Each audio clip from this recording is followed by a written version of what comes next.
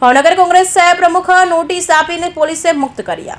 ભાવનગર કોંગ્રેસ શહેર પ્રમુખ નોટિસ આપી પોલીસે મુક્ત કર્યા હતા। કોંગ્રેસના ઉચ્ચ નેતા સહિત તમામ કાર્યકરો સતત લડતની જીત થઈ છે।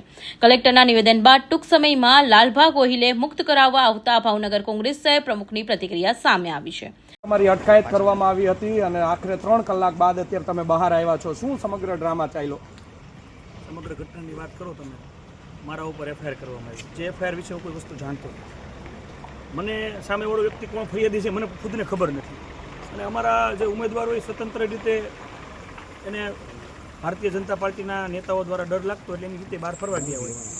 એના વિડીયો પણ પ્રેસે પણ એને કરી, અમારા જે પણ એ કેન્ડિડેટો હતા એને। અને વ્યક્તિગત મારી પાસે એવો કોઈનો નંબર પણ નથી, કારણ કે એ તો બધું અમારા નીચલા જે બધા કોંગ્રેસ પાર્ટીના લોકો હોય બધું જોતા હોય છે, બધાના નંબરની કોન્ટેક્ટ। હું તો કોઈ સાથે વાત પણ નથી કરતો। મારા ઉપર એફઆઈઆર કરી, સીધા મારી ધરપકડ કરી।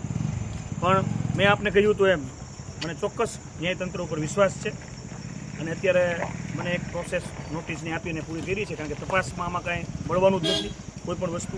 એ પણ હકીકત છે, કારણ કે જે પણ અમારા કેન્ડિડેટો હતા એ લોકોએ તો ઓલરેડી પહેલાં જ મારી ધરપકડને 1 કલાક પહેલાં જ પ્રેસ કોન્ફરન્સ કરેલી હતી કે ભાઈ અમે અમારી રીતે સ્વૈચ્છિક રીતે આવેલા છીએ અને આમાં બીજું આમાં મારો કોઈ રોલ નથી।